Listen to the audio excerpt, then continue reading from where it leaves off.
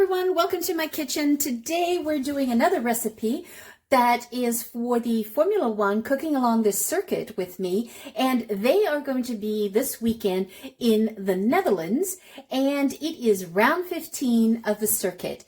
So I thought today we would do something that is so beloved, and it is eaten day and night, and you can make it sweet or you can make it savory. We are going to make the Dutch baby pancakes, and it's sometimes called a German pancake or Bismarck or Dutch puff, and if you want to follow the other name, it's a hooligan, or as in Dutch they'll call it a hootenanny, right?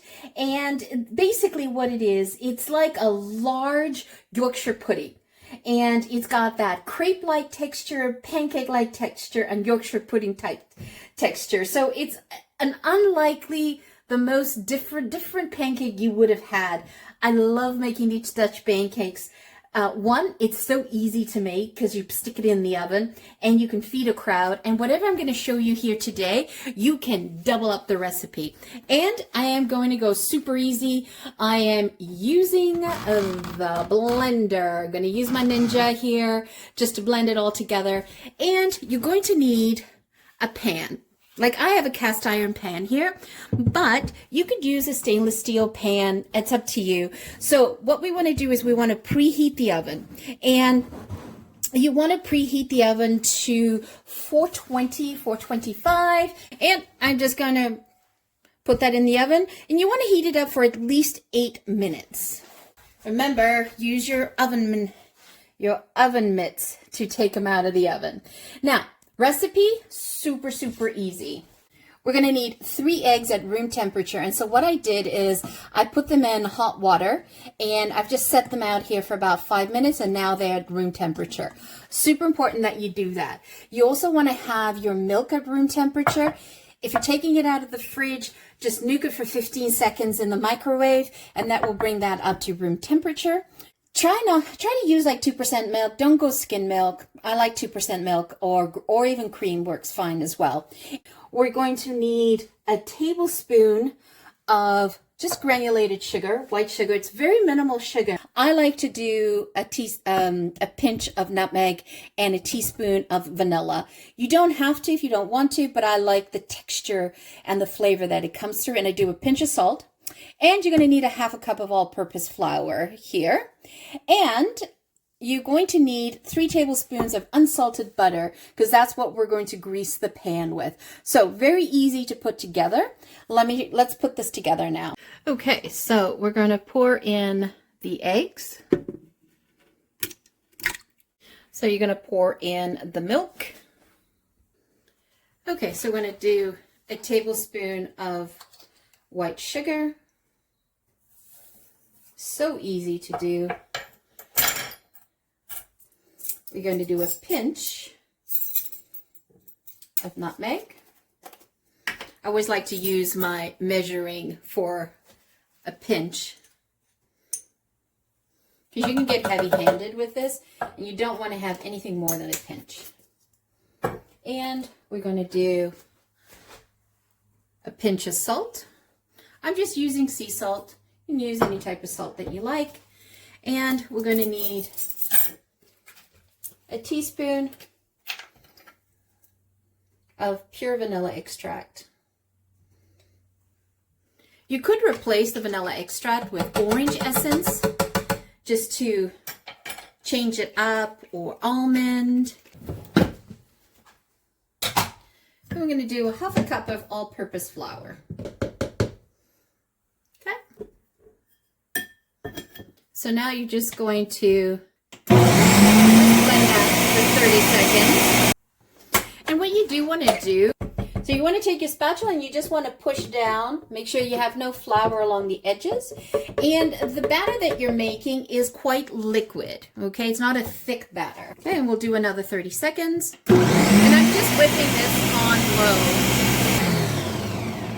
low. Perfect. So make sure when you take this out of the oven, you have something to protect your counter, and this is very hot. Use your glove.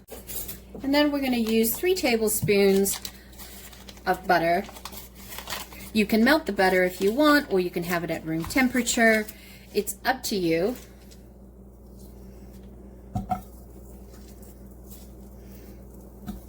I like to have it a little bit hard because then I can control how it melts.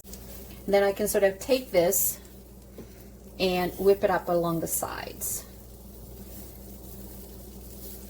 I just find this sort of helps me control it.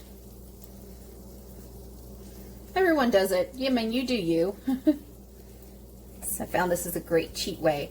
Now, if you were doubling up this recipe, and I've got about a 10-inch skillet here, I think it is, or no, maybe it's an 8-inch. What you can do is in a casserole dish, do exactly the same thing that I'm doing here, but in the casserole dish. Okay, so now we're going to pour everything towards the middle. So let's pop this out of here. And we'll just pour that in the middle. So you see how liquid it is? That's exactly what you're looking for. And that's the perfect size for this frying pan. And we're gonna put it in the middle rack on this in the stove. So you're gonna bake it in the oven at 425 for 15 to 16 minutes. And what you're looking for is you're looking for the batter to come up to the edges and then nice and golden on the edges. It'll puff up, so don't worry about it. So let's put this in the stove. All right, I'll see you in 16 minutes. Oh, and there you are. Doesn't that look gorgeous? Look at that.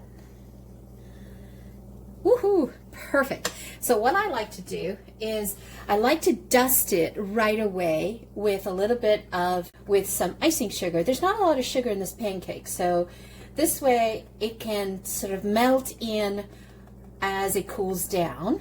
Oh, so gorgeous. And then I do like to serve them with some berries, and I keep the blackberries whole. I love the blackberries whole, and then some strawberries. Doesn't that look yummy?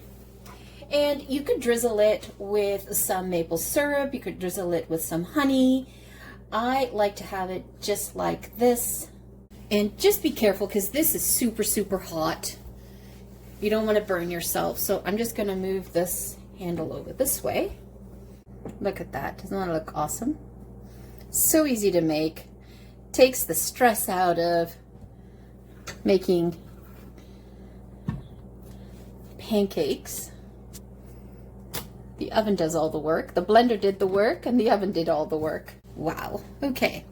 So just going to make sure I don't cut myself. So this can serve 4 people, but honestly, I love this pancake so much that I do end up eating half of it.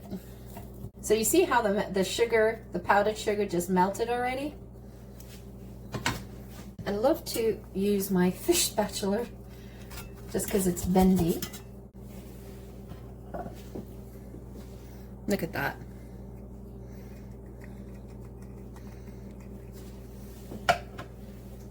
Just perfect.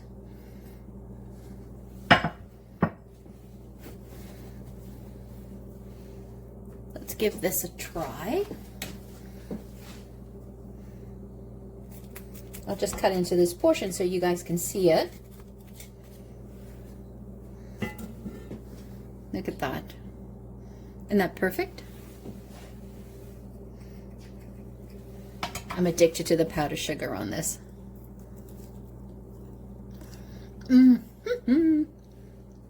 So yummy. And that little bit of nutmeg gives it that, takes it over the edge and makes it really gourmet. That is a thumbs up for me.